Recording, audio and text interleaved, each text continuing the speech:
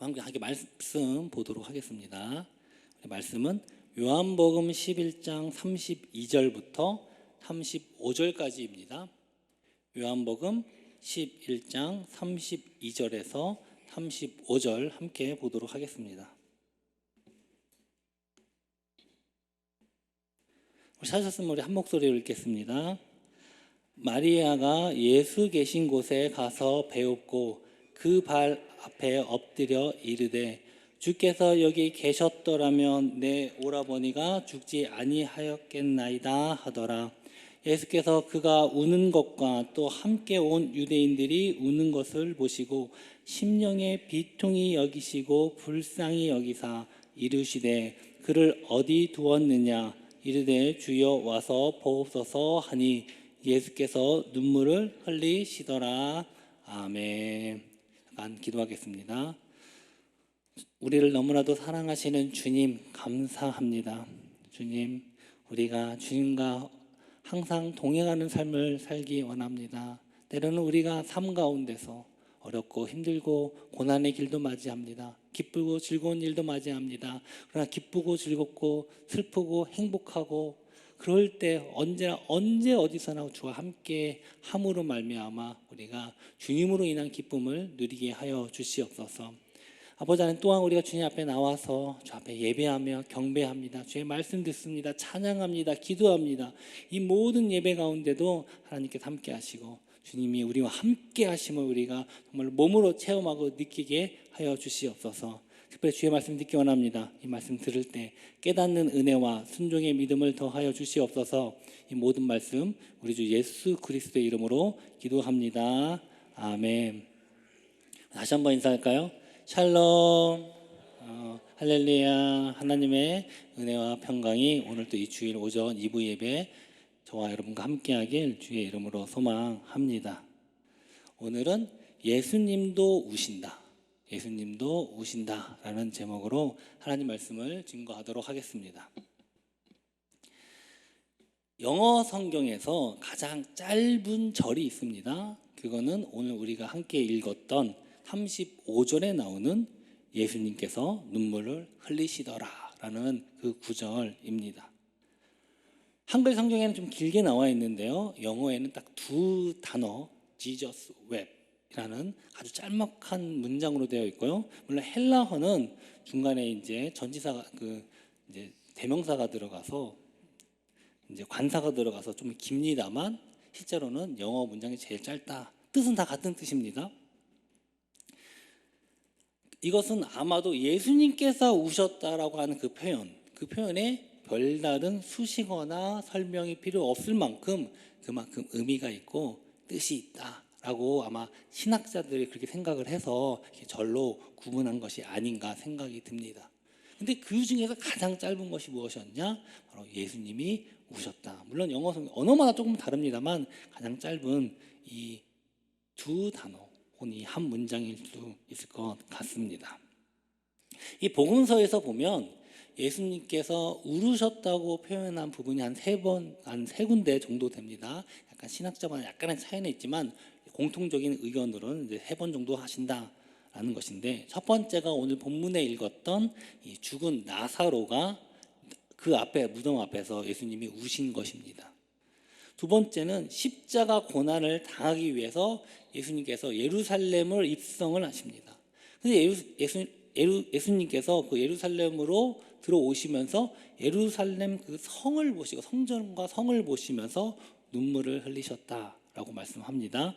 누가복음 19장 41절에 보니까 가까이 오사 성을 보시고 우시며 또 너와 및 그 가운데 있는 내 자식들이 이 땅에 매어 치며 돌 하나 위에 돌 위에 남기지 아니하리니 이는 네가 보살핌을 받는 나를 알지 못함을 이남이니라 하시니라. 그러니까 예수님께서 많은 사람들이 환호하는 가운데 예루살렘에 입성을 하셨지만 결국은 그 예루살렘과 그 성전이 다시 로마에 의해서 짓밟히고 무너질 것을 아셨다는 겁니다.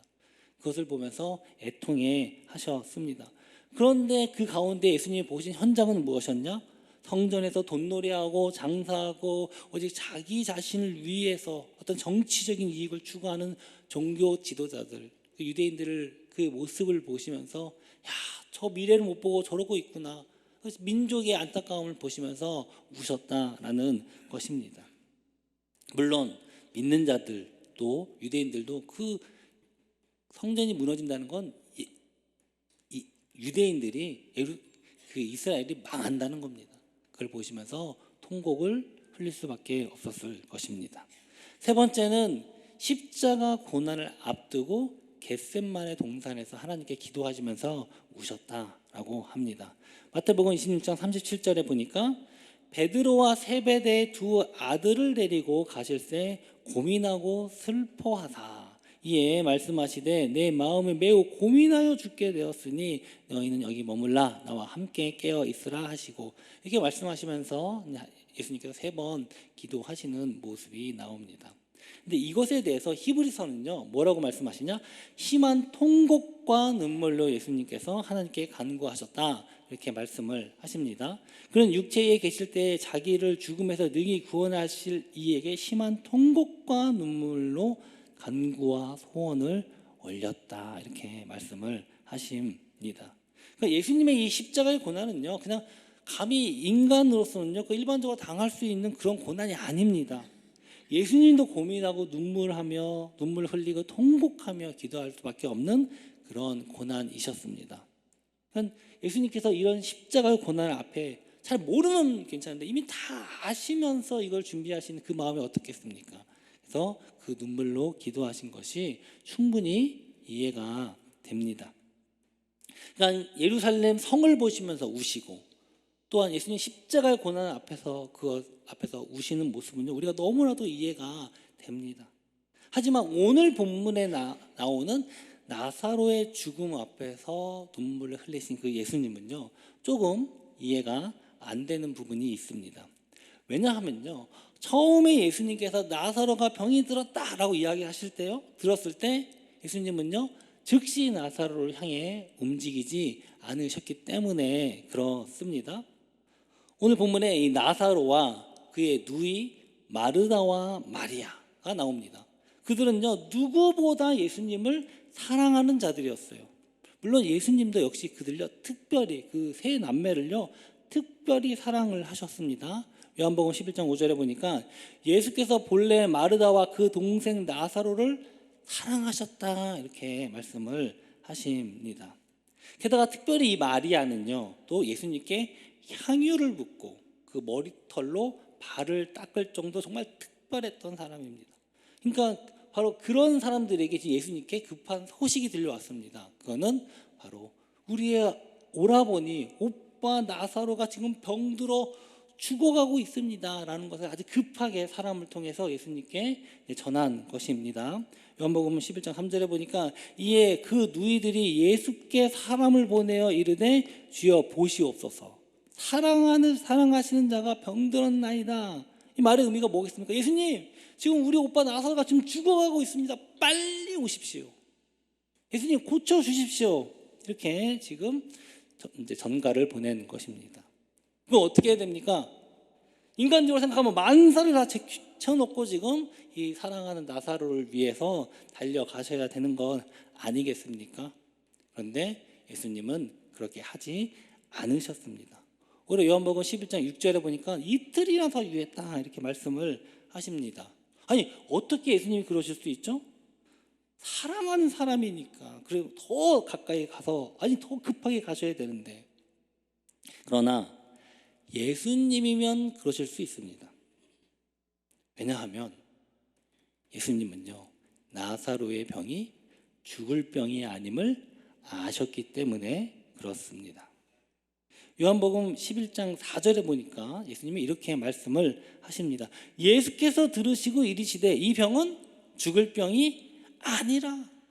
예수님 다 아셨던 거 걱정하지 마.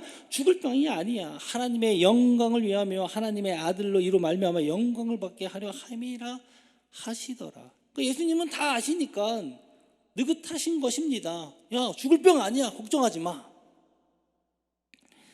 일반 사람이면 이해가 안 되겠지만 하나님의 아들이신 예수님이십니다. 예수님은 다 아시니까 죽을 병이 아니라는 거 다 아시니까 급하게 이동할 필요가 없었다 있었다라는 것입니다. 게다가 그 배단이 지금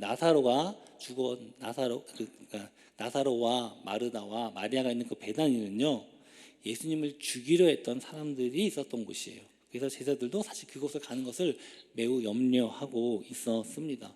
물론 예수님이 그것 때문에 그런 건 아니지만 아무튼 이틀이나 그곳에서 더 유하시다가 이제 그 나사로를 향해 출발을 하셨습니다. 뒤늦게 출발한 거죠.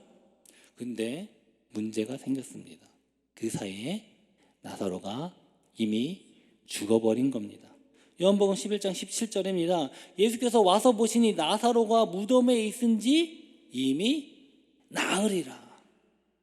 아니 이게 뭐죠? 분명히 죽을 병 아니라고 하셨잖아요. 근데 지금 와서 보니까 이미 죽은 지 나흘이 됐다는 겁니다. 제자들이 얼마나 황당하겠습니까? 아니 죽을 병이 아니라고 하셨는데 이게 어떻게 된 일입니까? 도착했는데 이미 죽어서 나흘이 되어버렸으니 할 말이 없겠죠. 근데 14절에 보니까 이미 예수님은요 떠나실 때, 그러니까 나사로를 향해 떠나실 때 그때 죽은 것을 알고 계셨습니다.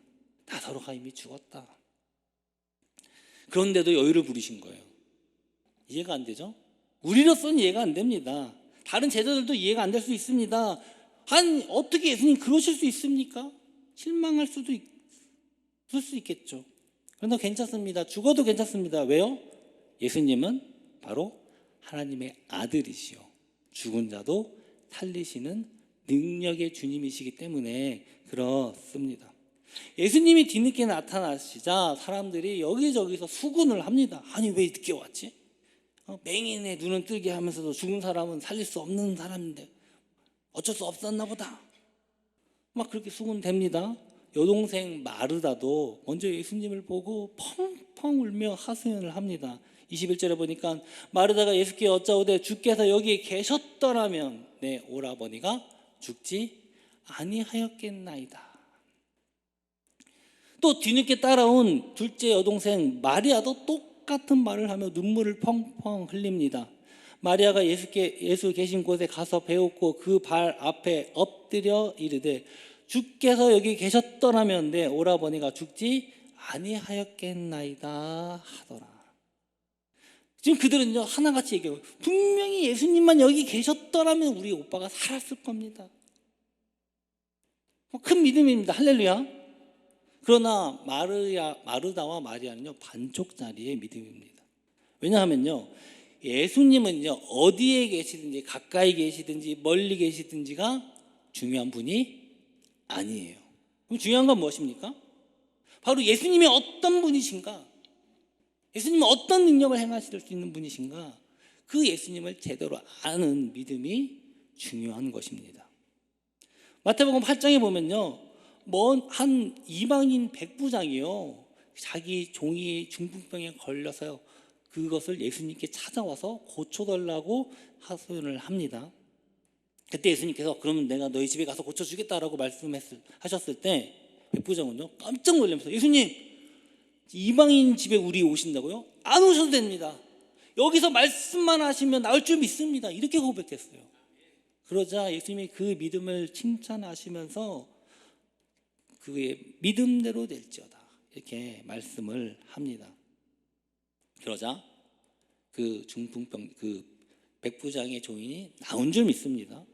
그 즉시 나았다. 성경은 그렇게 기록을 합니다.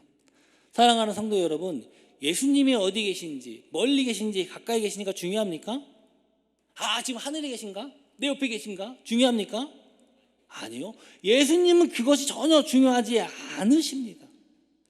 그러면 중요한 건 뭐냐? 우리가 그 예수님의 어떤 분인지 정확히 알고 그분을 믿는 믿음이 중요한 것입니다. 백부장은요 예수님이 어떤 분인지 정확히 알고 계셨어요. 굳이 예수님 직접 우리 집에 와서 안수하고 기도하실 것 없이 여기서 말씀만 하셔도 고칠 수 있는 분이라는 것을 아셨다는 것입니다. 마르다와 마리아는요 지금 예수님이 함께 계셨더라면 고쳤을 것입니다. 근데 함께 계시지 않아서 지금 우리 오빠가 죽었습니다. 그에게는 문제가 뭡니까? 예수님이 함께 계시지 않았다는 게 문제라는 겁니다. 지금 그걸 하소연하고 있는 것입니다. 그러나 예수님이 그 자리에 있고 없고가 문제가 아니에요. 그들의 문제는요, 죽은 사람은 아무리 예수님이라도 살릴 수 없을 거야 라고 하는 그들의 반쪽짜리 믿음이 그들에게 있었다는 것입니다. 요즘 참 의학기술이 많이 발전했어요. 요즘은요, 웬만한 암은요 다 고칩니다. 제 주변에 진짜 제가 이제 딱 그런 나이인 것 같아요. 저희 또래의 부모님들이 이제 조금씩 이렇게 병에 걸리시고 암에 걸리신 분들이 뭐 너무 많아서 이제 일일이 세기도 힘들 정도예요. 근데 다 멀쩡히 살아서 잘 지금 생활을 하고 계십니다. 그런데 한 가지 아쉬운 건 있는데, 언제 발견하느냐. 이게 초기에 발견할수록요 거의 완벽하게 완치가 돼서 사실 수 있다라고 합니다. 그런데 이 발견하는 그것이 늦어지면, 말기가 되고 늦어지면 의사도 아무리 좋은 의료시설이 있어도 손 쓸 수가 없는 때가 있다라는 것입니다. 요즘 이 의대 정원 늘리는 문제 때문에 지금 정부랑 의사들이 굉장히 이것에 반발을 해서 지금 뭐 파업도 하고 큰 논란이 되고 있습니다. 근데 누구의 의견이 더 맞는지 틀린지 우린 제3자 입장이다 보니까 그게 별로 중요하진 않아요. 우리 입장에서는 이게 빨리가 돼야 되지만, 더 큰 것은 이것 때문에 지금 고생하고 있는 환자들일 것입니다. 한시가 급한 응급 환자 입장에서는요, 정말 1시간, 하루 이거 자체가 지금 굉장히 급한 겁니다. 근데 이것 때문에 진료가 늦어지고 검사가 늦어지니까요, 지금 사람들은 마음이 아프고 막 급하고 여러 가지 하소연들이 나오고 있습니다. 어떻게 보면요, 아까 우리 이덕수 안수 지사님께서 지금 아마 암에 걸렸다고 광고가 나갔지만 저희 장인 어른이시기도 합니다. 근데 아마 깜짝 놀라셨을 거예요. 지난주까지 교회 나오셨는데 갑자기 이게 무슨 일인가.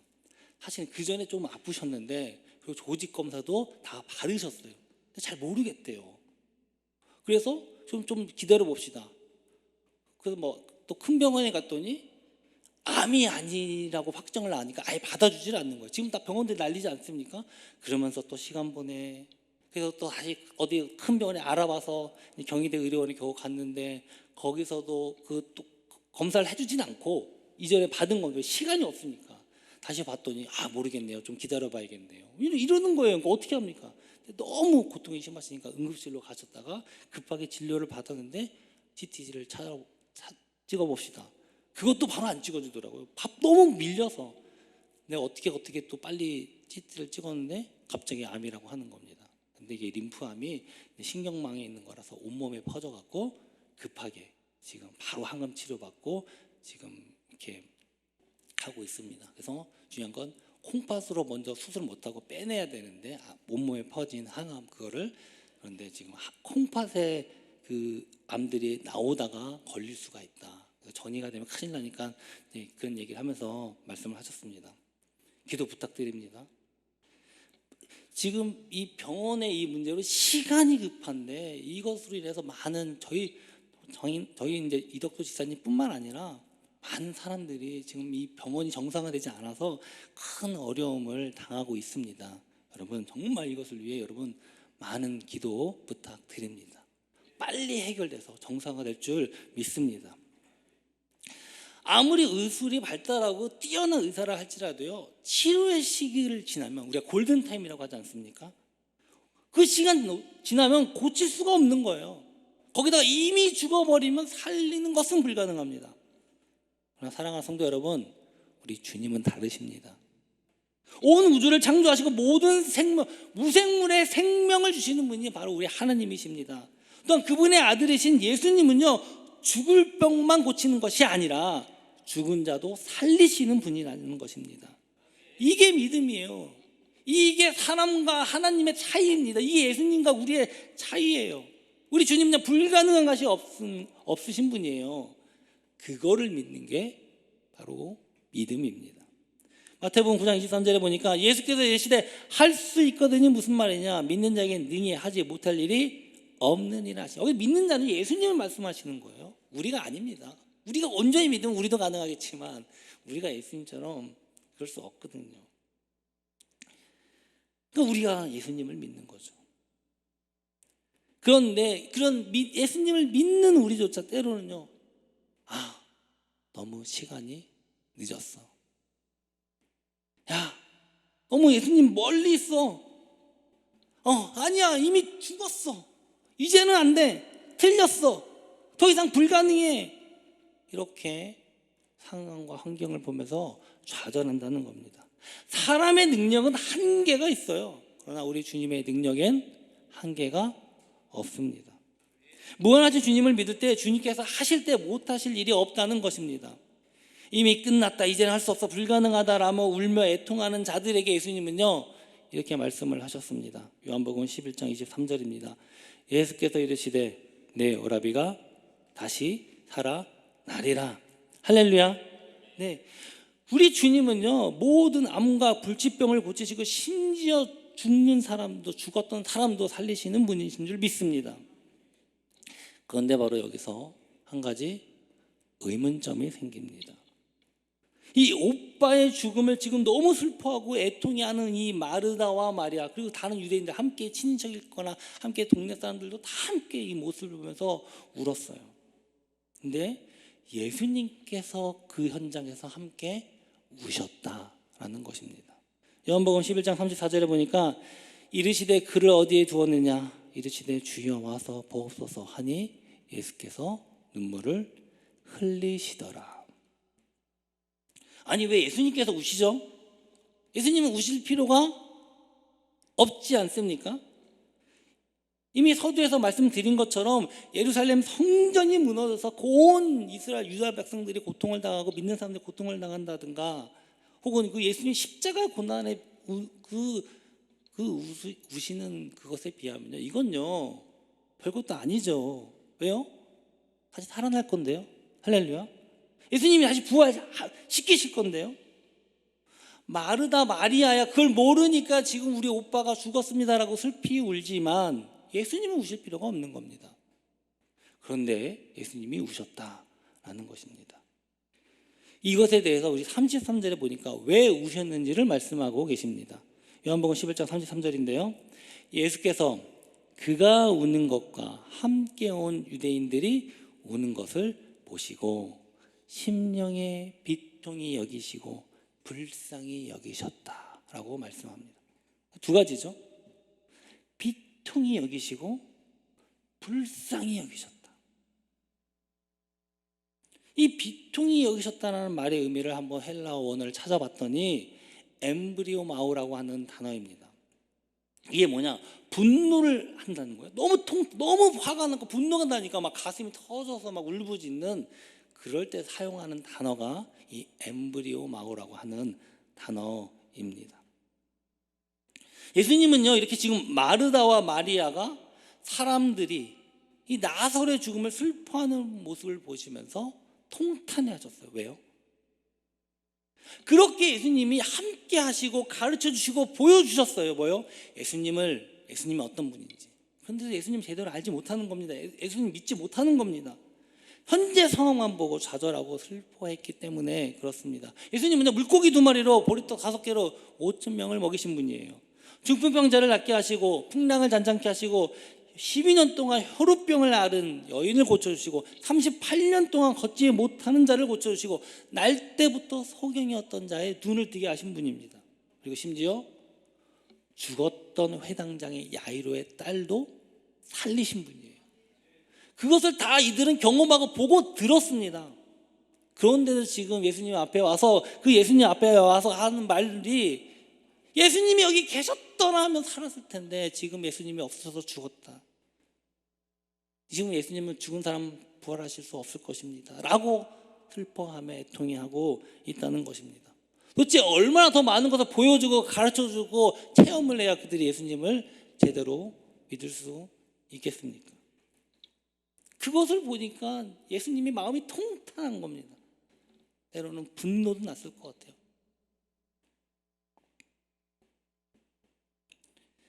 그럼에도 불구하고요, 예수님은요 사람은 환경과 사람 보며 슬피 울고 애통해 합니다. 그 마르다와 마리아 그 모습을 보면서 예수님은 분노로 화를 꾸짖지 않으셨어요. 오히려 그들의 슬피 우는 그 마음을 아시고 공감하시고 함께 우셨다는 것입니다. 이 불쌍히 여기셨다라고 하는 그 단어를 다시 한번 살펴보면은 이 헬라의 원어의 뜻이 타라소라고 하는 단어인데, 이건요 내 마음이 너무 찢어지게 아프다 쓸 때 사용하는 말입니다. 너무 괴롭다는 거, 슬픔으로 인해서. 이 두 가지 예수님의 복잡한 이 감정이 거기 하나 있는 것입니다. 예수님은요 마르다와 마리아의 그 슬픔, 사실 지극히 인간적인 슬픔이에요. 믿음의 눈으로 슬퍼할 필요가 없어요.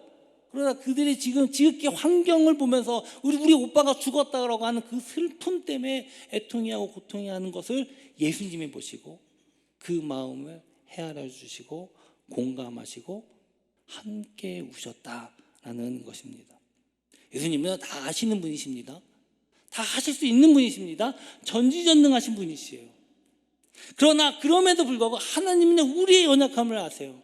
우리의 슬픔과 애통과 고난과 괴로움도 다 아시는 분이시라는 겁니다. 우리가 보통 어떤 신적인 존재, 초인, 슈퍼맨, 영웅 생각하면요 아픕니까? 때로도 안 아파요. 그러니까 싸우죠. 아닙니까? 아프면 어떻게 싸웁니까? 아픔을 느끼지 않는 사람, 두려움을 느끼지 않는 사람들이 우리가 영웅이고 초인이고 슈퍼맨이고 신적인 존재다, 우리가 이렇게 생각을 합니다. 아픔을 느끼지 않는 사람이 다른 사람의 아픔을 느낄 수 있겠습니까? 두려움을 모르는 사람이 다른 사람의 두려움을 느낄 수 있겠습니까? 죽지 않는 사람이 다른 사람의 두려움을 이해할 수 있겠습니까? 고통을 모르면서 고통을 이해할 수 있겠습니까? 아니요, 이해할 수 없습니다. 우리 주님은요 참 하나님이시면서도 인간이셨어요. 우리의 고통과, 인간이 겪는 고통과 괴로움, 슬픔과 두려움도 다 겪으셨다는 것입니다. 어떤 사람들은 그렇게 얘기해요. 야, 어떻게 신이 고통을 당하냐? 야, 신이 어떻게 두려워하고 고난받냐? 그러면서 남을 구원할 수 있냐? 어떤 철학자는 그렇게 반문을 합니다. 아니요, 오히려 예수님은 십자가의 고난을 받으셨기 때문에 고난을 당하는 사람들의 그 고통을 아신다는 겁니다. 예수님께서 다른 사람에게 배신을 당하기 때문에 배신당하는 사람들의 그 아픔을 아신다는 것입니다. 이 죄 가운데 세상에서 사는 그 고통을 아시고, 그렇기 때문에 우리를 구원하시고 인도하신다는 것입니다. 예수님은요 영웅 행세하는 영웅놀이가 아니에요. 진짜 우리의 아픔을 아시기 때문에 우리를 구원하시는 주님이시라는 것입니다. 이렇게 말씀하십니다. 히브리서 2장 18절 보니까 그가 시험을 받아 고난을 당하셨은즉 시험 받는 자들을 능히 도우실 수 있느니라. 이건요 그냥 앞에서 행세하는 게 아니에요. 진짜 우리의 아픔을 아시기 때문에 진심으로 도우실 수 있다, 이렇게 말씀하시는 것입니다. 그래서 오히려 예수님도 우리의 연약함을 아시고 이해하시고 우리의 마음을 다 아신다, 동정하신다, 이렇게 말씀하십니다. 그러므로 우리에게 큰 대제사장이 계시니 승천하신 곧 하나님의 아들 예수시라. 우리가 믿는 도리를 굳게 잡을지어다. 우리에게 있는 대제사장은 우리의 연약함을 동정하지 못하실 리가 아니에요. 동정이랑 같은 마음, 그걸 느낀다는 말씀입니다. 우리와 똑같이 시험을 받으신 분이다. 죄는 없으시죠. 우리는 우리의 죄 때문에 고난당하지만 주님은 우리의 믿음이 없는 연약함 때문에 통탄해하시고 비통해하시지만 또한 그 연약함을 이해하시기 때문에 우리의 마음을 아시고 동정하시고 우리를 위해서 슬퍼하시고 애통해하시며 눈물을 흘리시는 것입니다. 여러분, 이게 진짜 사랑인 줄 믿습니다. 예수님께서 십자가의 고난을 당하실 때 그 뒤에서 쫓아가며 우리 예수님 어떻게 저게 고통당하면서 그 울며 쫓아가는 여인들이 있었습니다. 근데 그 여인들을 향해서 예수님이 돌아보면서 이렇게 말씀을 하셨습니다. 누가복음 23장 28절인데요. 예수께서 돌이켜 그들을 향하여 이르시되 예루살렘의 딸들아 나를 위하여 울지 말고 너희와 너희의 자녀를 위하여 울라. 우리가 애통해야 할 대상이 예수님이 아니라는 겁니다. 그럼 누굽니까? 여전히 연약하고 믿음이 부족한 우리 자신이라는 거예요. 그리고 우리의 자녀들이라는 겁니다. 점점 시대가 더 악화갈수록 이 믿음에서 더 멀어지고 시대를 따라가려고 하는 너희들 자녀와 후손들, 그로 인한 당하는 고난 때문에 울라, 이렇게 말씀하고 계십니다. 근데 지금 예수님이 가장 그 누구보다도 큰 고통 가운데 있으세요. 십자가를 지고 가고 계시거든요. 그 가운데서 예수님께서 우리에게 이렇게 말씀을 하셨다는 것입니다. 제가 이제 우리 쌍둥이들 이제 자녀들 이제 매일은 못 하고 제가 시간 날 때 이제 재웁니다. 재우면서 이제 엊그저께인 것 같아요. 우리 쌍둥이 딸을 제가 이제 재우면서 항상 제가 재울 때는요 기도를 시킵니다. 그래서 이제 딱 침대에 놓고 같이 기도를 하는데 이제 한 딸이 자 기도하자, 너희들이 기도해라, 이렇게 기도를 합니다. 근데 한 딸이 그 쌍둥이 딸 누군지는 말씀 안 드릴 거예요. 근데 한 딸이 하나님 꼭 학원 가게 해주세요. 목소리 기어 들어가는 목소리 기도를 하는 거예요. 자기는 소원이 학원 가는 거래요. 원래는 이제 오빠가 학원에 갔었는데 걔네들 안 갔으니까 너희들 오빠가 초등학교 가서 들어갔지, 너희 초등학교 가면 보내줄 거야. 근데 이제 소식이 없을까? 이제 올해 초등학교 들어갔거든요. 그렇게 기도를 했어요. 그런데 옆에 있는 또 다른 딸이 야 그렇게 기도하면 어떡해? 이렇게 하더니 기도를 하는 겁니다. 하나님 지금 우리 외할아버지 병원에서 잘 치료받게 해서 낫게 해주시고 모든 학원 다 갈 수 있게 해주시고 부자 되게 해주세요. 이렇게 기도하는 겁니다. 야, 제가 그 기도를 들으면서 얼마나 소름 돋았는지 아십니까? 어쩌면 그래 지금 내 마음과 똑같이 기도를 하는지 저 깜짝 놀랐습니다. 야, 사실 목사라고 개인 기도할 때 막 하나님 나라 영광을 위해서 이 나라 인민족으로 이렇게 기도합니까? 할 때 같이 할 때 합니다. 항상 새벽기도 인도할 때 그렇게 기도합니다만 제 개인적으로 기도할 때는요 그렇게 기도 못해요. 딱 제 딸 수준의 기도를 제가 합니다. 당장 눈앞에 벌어진 현실의 문제를 놓고 기도할 수밖에 없어요. 질병과 고통의 문제, 자녀들의 교육 문제, 먹고 사는 문제. 애들이 크긴 컸나 보다 저는 그런 생각이 들었습니다. 제가 저희 와이프한테도 얘기했고 절대 애들 앞에선 돈이 있다 없다 얘기하지 말자 그 얘기했거든요. 안 해요 그랬을 때. 근데 어떻게 뭘 알았는지 부자 되게 해주세요를 마지막으로 찍더라고요. 솔직히 말씀드리면 우리 딸이나 저나 마르다나 마리아나 다를 게 하나도 없습니다. 우리의 기도는 주님께 나와 간구하는 그 내용은요 그저 당장 눈앞에 벌어진 현실의 문제만 놓고 고민하며 기도하기에 급급합니다. 사랑하는 성도 여러분, 그러나 이렇게 기도해도 됩니다. 할렐루야. 괜찮습니다. 우리 주님께서 이미 다 아시고 이해하십니다.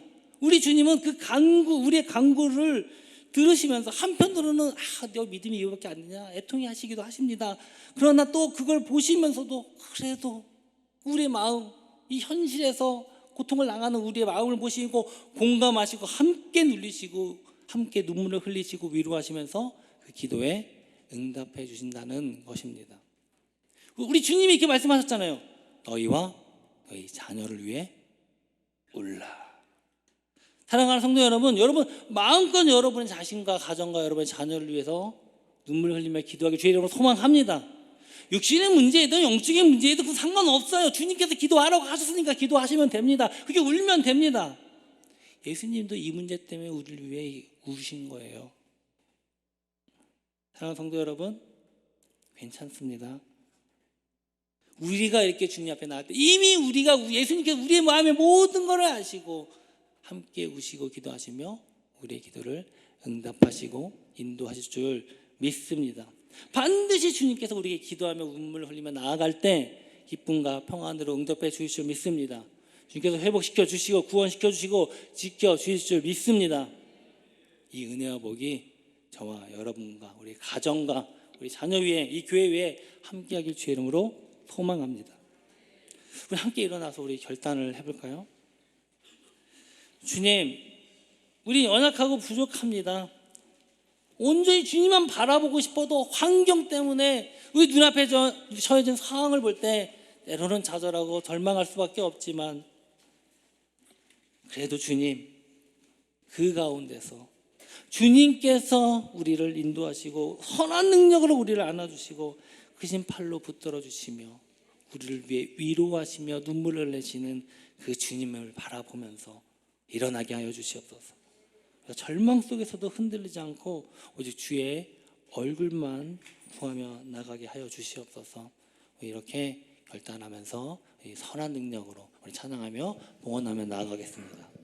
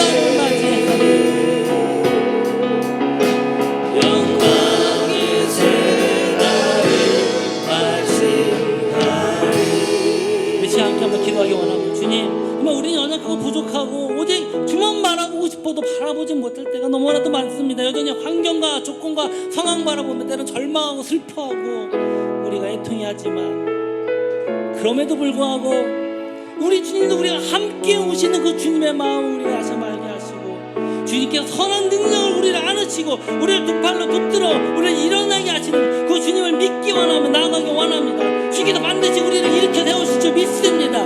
아버지 하나님, 지금 병원에 수많은 사람들이 이 파업으로 인해서 고통당하고 있는데 그들에게 희망을 붙잡아 주시고, 시간보다도 그들에게 하나님을 의지하며 부르짖을 수 있는 건 주님밖에 없을 때 주님께 의지하게 하여 주시옵소서. 정말 이것으로 많은 고통당하는 정말 주님 역사가 일어나게 하시고, 빨리 이것이 회복되어서 정말 모든 것이 정상화되기 원합니다. 절망하지 않게 하시고 붙잡아 주시옵소서. 지금 또 많이 아프신 분들이 계십니다. 주님의 자녀들 이 질병의 고통 가운데서 절망하지 않게 하시고 위로하시며 이겨나가 싸우게 하여 주시옵소서. 사업과 모든 문제 주님 상황 바라보지 않게 하시고 우리 마음을 아시는 주님을 바라보며 기도하며 나아가게 하여 주시옵소서. 우리 그렇게 고백하면서 주 한번 부르고 기도하며 나아가겠습니다. 주여 할렐루야. 그만 고맙신 아버지 하나님, 정말 아버지 하나님 우리의 연약함을 고백합니다.